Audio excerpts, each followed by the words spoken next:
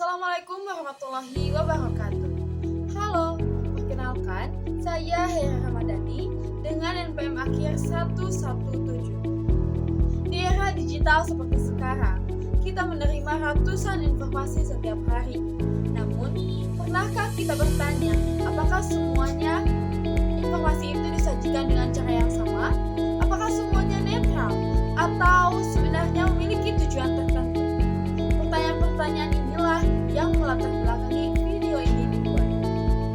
Dalam video ini, saya akan menyampaikan 4 jenis karya jurnalistik dari beberapa media daring nasional, yaitu Antara News, CNBC Indonesia, Kompas ID, dan Republika.co.id. Media massa memiliki tugas dan fungsi utama sebagai sarana penyampaian informasi, pendidik, penghibur, dan pengawas sosial. Melalui pemberitaan yang akurat dan berimbang, media membantu masyarakat mengetahui peristiwa yang terjadi di sekitarnya, menambah pengetahuan serta membentuk sikap kritis. Selain itu, media juga menjanjikan hiburan untuk memenuhi kebutuhan psikologis halayak. Bahasan pertama akan dimulai oleh Straight News. Straight News atau berita langsung merupakan berita yang bersifat faktual dan aktual, disusun menggunakan struktur piramida terbalik, di mana informasi penting yaitu 5W1H diletakkan di bagian awal, diikuti oleh bagian tubuh, dan terakhir bagian ekor. Bahasa yang digunakan pada Straight News ini lugas, singkat, dan objektif tanpa opini penulis. Tujuannya jelas untuk menyampaikan informasi secara cepat dan akurat kepada pembaca mengenai peristiwa tertentu. Yang kedua, ada opini. Berbeda dengan Straight News, teks opini memuat sudut pandang penulis terhadap suatu isu. Opini bersifat subjektif karena ditulis oleh pendapat pribadi dari seorang individu. Bahasanya argumentatif, ada analisis, ada penekanan.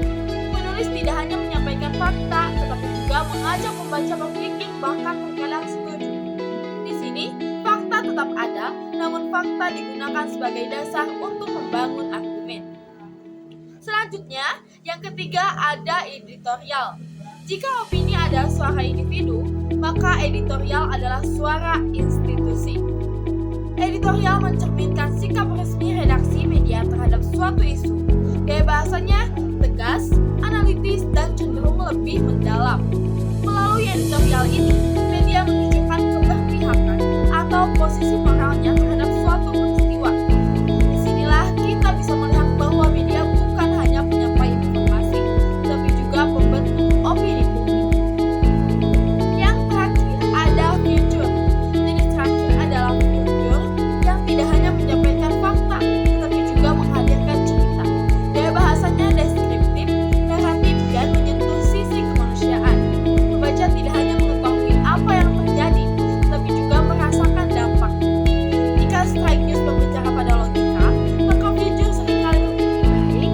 Kesimpulannya, dari keempat karya jurnalistik itu dapat disimpulkan bahwa Straight News bersifat informatif dan objektif, opini bersifat argumentatif dan persuasif, editorial mempresentasikan sikap resmi media, sedangkan future bersifat naratif dan human interest.